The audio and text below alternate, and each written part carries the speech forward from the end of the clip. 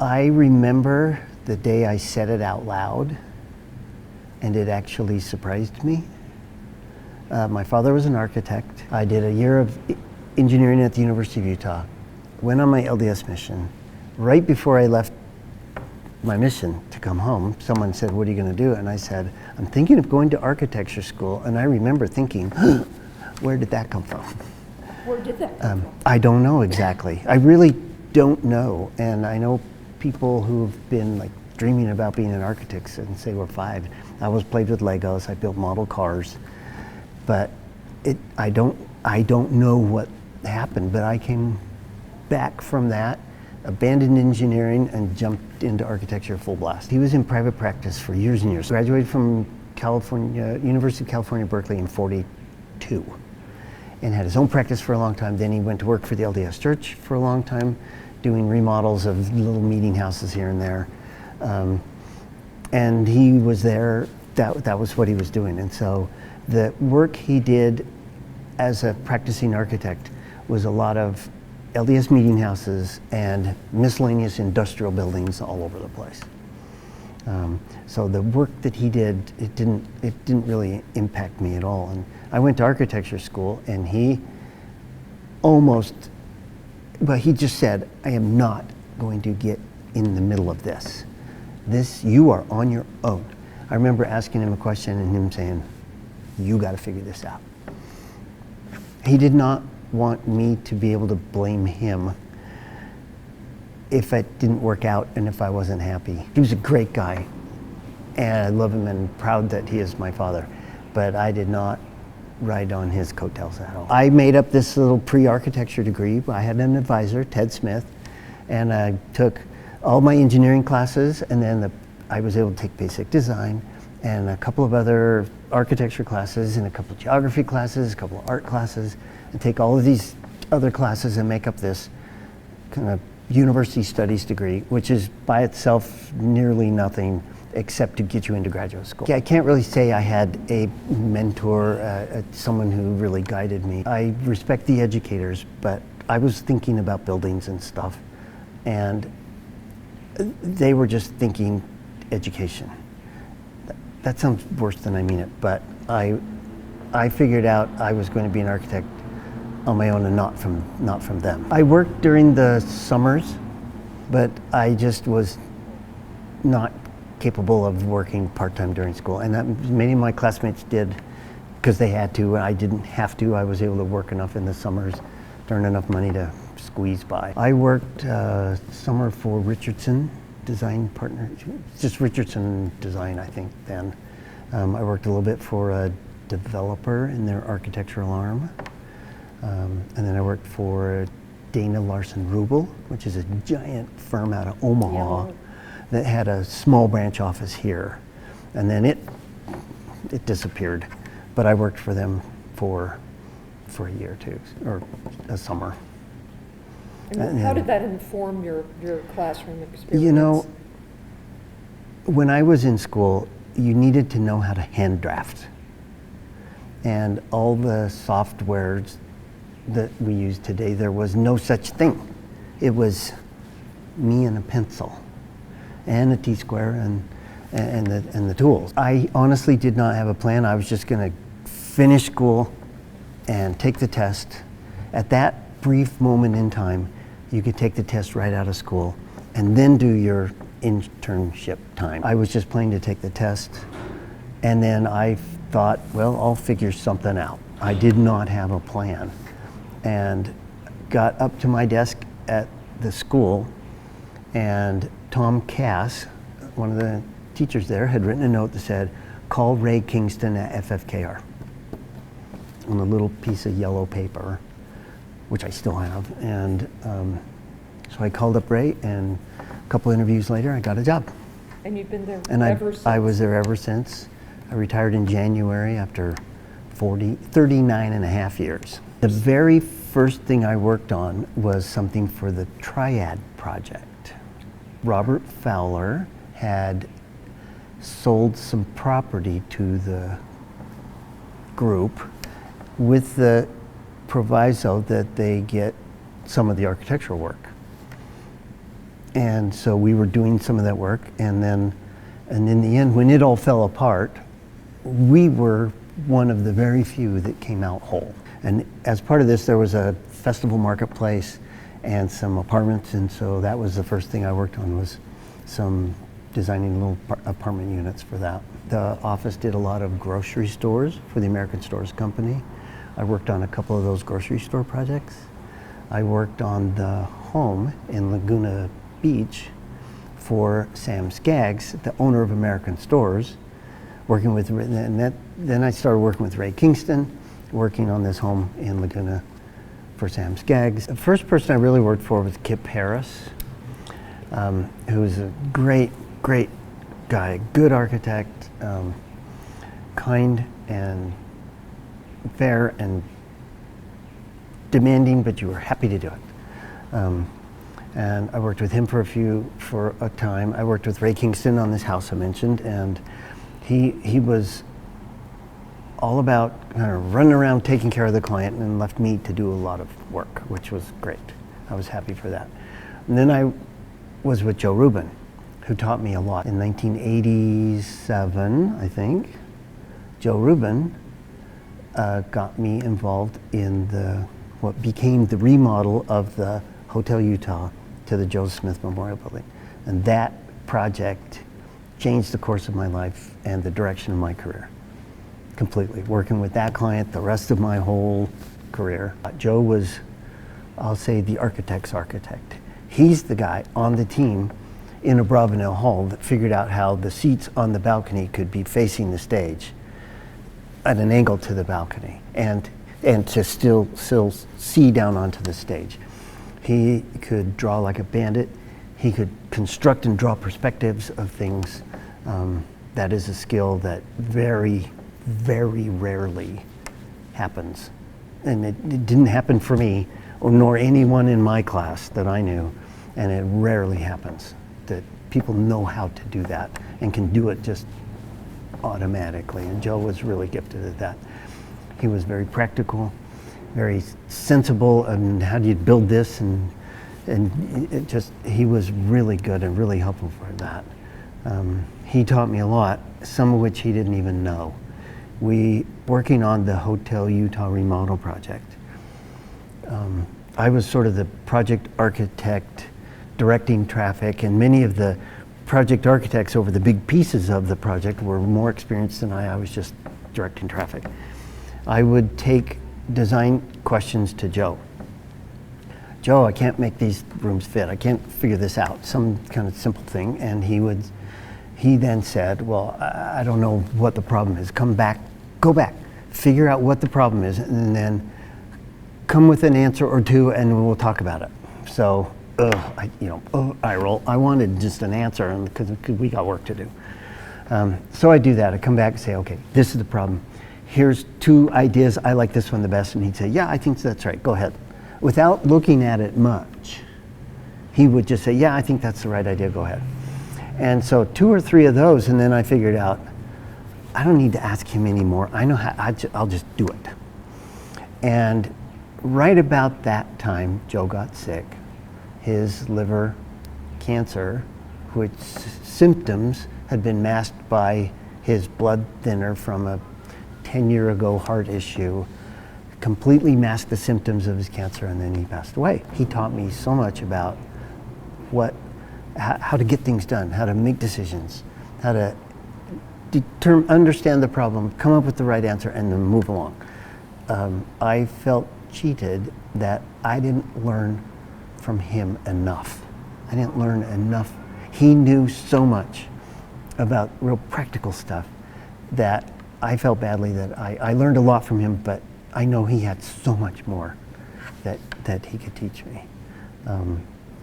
And then when he left, they needed a principal in charge, and that was Jeff Fisher. So I worked with Jeff a lot, and he was a good, a kind mentor, and also always willing to delegate and defer to me and leave me alone and let me go, and which was ideal. I appreciated his hands-off approach, that I could just go and do, and that I think trained me and set me up to be a principal in the firm and to make things happen. I've heard it said in a negative context that the best thing that happened to my career was that Joe Rubin passed away. And I admit that that's probably true. That introduced me, that project introduced me to the LDS Church as a client and working with the people there. Why do you think you were more successful than others working with that client? I do not know that, and I wondered that a lot myself. But it's really about hard work and listening and doing what they want. I think the world, people in the know understand, but I think many people in the world imagine the architect as the master form giver, and I have all the control and all the influence over projects, but the architect really doesn't. I mean, you bring to the table what you know, but it's really the client's project. It's their money, and they should get what they want. And if they want something that you don't agree with, you've got to figure out how to make what they want work with what you need and the aesthetic that you want. And I think I was pretty good at that. I was able to understand what they wanted and deliver and push our team enough to get the client what they wanted. I really like to see the building done and full of people. I mean, the design part is the funnest part. You know, I like to draw, I like to do that. That is great and rewarding to see that I can come up with a design solution. I can figure this out, and I've always been able to figure it out and design it. But the most rewarding is to see the place full of people. We did a project for Viewmont High School. I did some school projects along the way. Davis County School District, they had a windswept, barren courtyard in the middle of this building, which ironically Joe Rubin had worked on as a young drafter for Harold Beecher. And so we enclosed this courtyard with this beautiful space frame structure and built this giant commons room. So all high schools now have a giant commons room. It piggybacks as part of the cafeteria on most schools. But here's this giant commons room that was a really big space. And I went there once and to see it, and I was there at a lunch break, and I'll bet there were 1,000 students in that space. And it was so touching to me to see them using this space and enjoying it. I know more now, of course, than I did then, but I walk in the building and walk around it, and I see things now that I must have felt or understood at some level, but I couldn't have verbalized it. But I see things now. That building taught me so much about old buildings and about grace and beauty. And so that was the project that set the course of my life, and I'm super proud of what we did with it and how it turned out. I was the design architect for East High School, the new East High School. Frank Ferguson, Kip Harris as principals, and with me tagging along as project architect, we got that project, and we figured out how to phase it with the demolition of the old school. We actually tried to save the old school, and the district clearly did not want to do that. They're struggling with that same thing at West High right now. But the district did not want to save the old school. We figured out how to do it, but then we said, okay, and then we figured out how to surgically insert the new school, tearing out the old part. It was this really difficult Tetris of getting new pieces in and old pieces out and portable classrooms.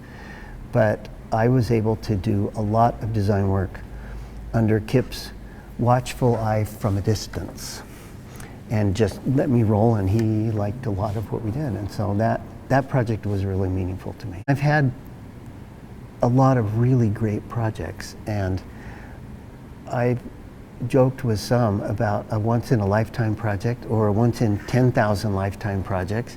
And I've had like 4 or 5 or 6 of these once-in-a-thousand lifetime kind of projects.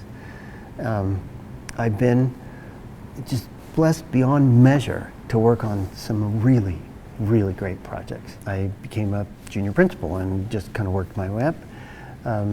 Ken Lauder was the president of the company for a long time. Initially, they had sort of rotated the presidency, and it landed on Ken, and he said, well, I'm okay to keep doing this if you all are okay. And so Ken did it for a long time.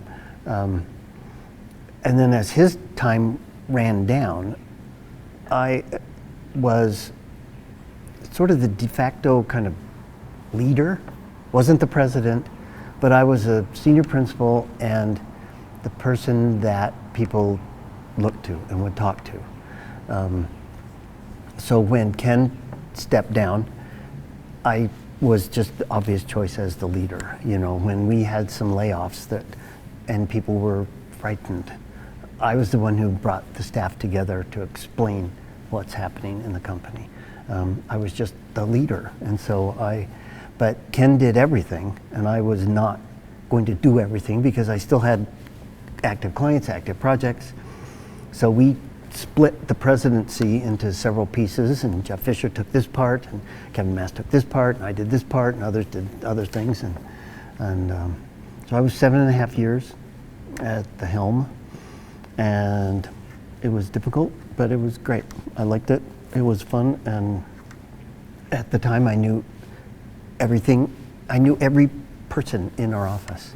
It's easy to think, oh yeah, I did this, but it really does take a village, and you need all the people to rally the team and get things done.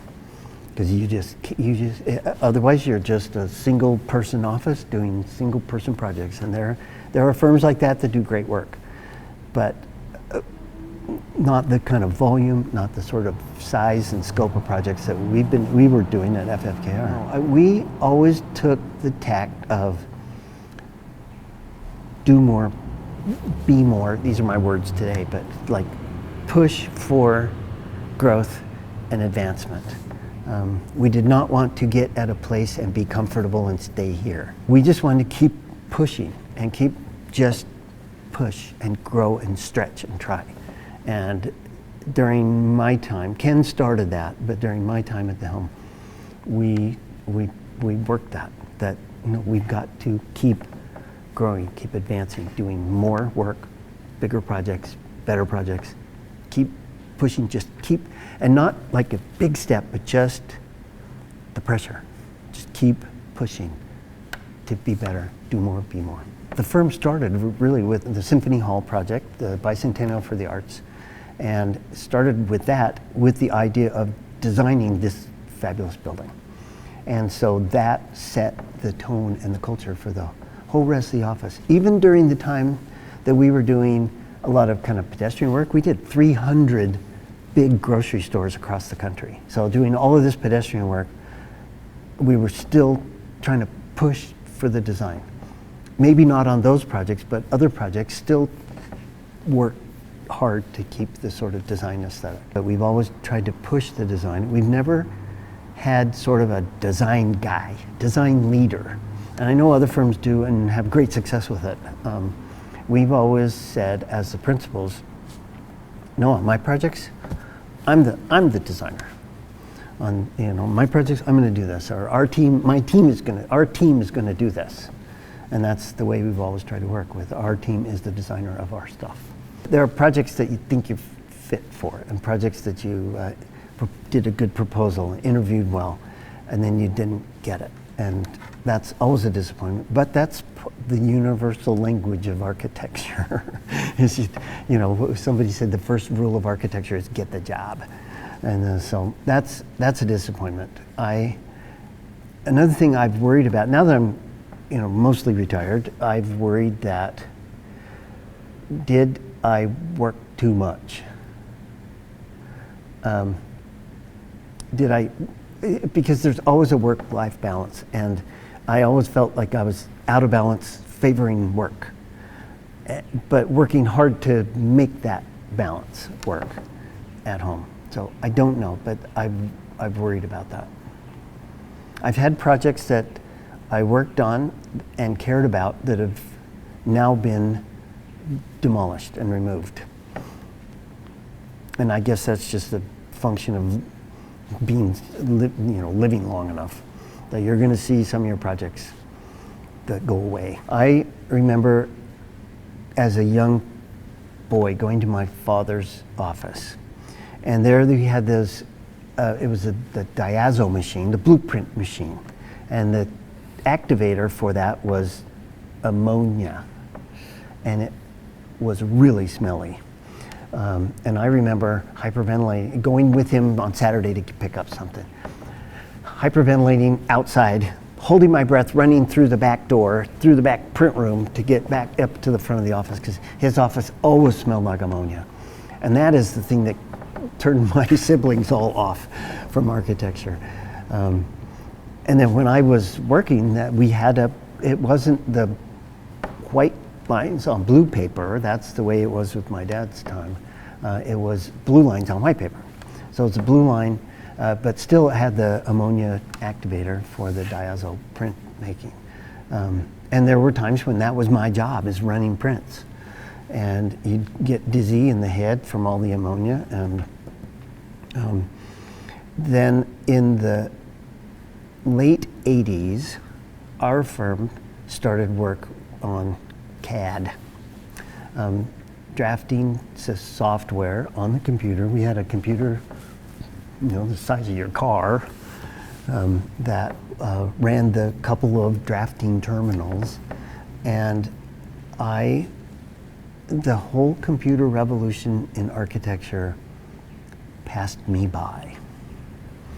By the time it got really rolling, we were working on the Hotel Utah remodel, and that was maybe 1/3 drawn on the computer plotter with the computer, and the rest was hand drawn right over the top of that. And then I was 6 years on that project. In the meantime, AutoCAD came up. We were using some other software. AutoCAD happened, and people started drafting, the production work of architecture, the construction documents, was done in AutoCAD on the computer. But all during that time, I was then higher level project managing and client keeping, and then working into design responsibilities. So my highest and best use was not learning how to do AutoCAD. And so my time, I coulda, maybe shoulda, but I didn't. The computer drafting is spectacular, but one-off singular things, I like the hand drawing, but that is almost the only skill I've got, okay? Because that's just what I can do. But I might just be drinking my own Kool-Aid about the beauty and joy of hand drafting. It's a lot of hard work, but so that is a huge revolution in the architectural world that I witnessed from the outside. I was not part of that. I think it's been a little detrimental because it's so easy to draw things, like to do a separate plan for the demolition and a separate plan for the furniture and a separate plan for the floor finishes, where that stuff used to all be carefully thought out and drawn on one plan because it was about economy of effort. And now it's so easy to copy and paste into a neat drawings. You see drawing sets today and they have a lot of white paper because it's so easy to, let's do another floor plan. Let's do an enlarged plan. And the enlarged plan is not drawn differently, it's just a bigger clip of the other plan. And so I think there's a little bit loss of thought and care in the development of the construction document. I get asked that a lot, and I think for me the answer is you have to work hard. It's just, this is hard work. And all your business school buddies are gonna feel badly if they have a project that lasts 3 months. And you're gonna be on projects that go 6 or 8 years. That is not uncommon. And it's hard and you're not gonna make as much money. It's hard work. You just have to be ready. This is hard work. It's incredibly fulfilling and enjoyable, but it's hard work.